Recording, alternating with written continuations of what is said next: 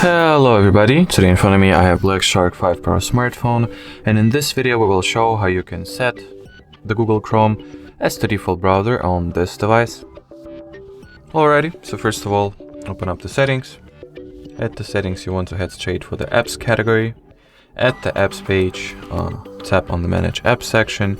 Here at the top right part of your screen you'll find this 3 vertical dots, which you want to simply tap on, choose the default apps option, and at the default apps page go for the browser, and in here simply tap on Chrome, therefore making it the default app for browsing on this device.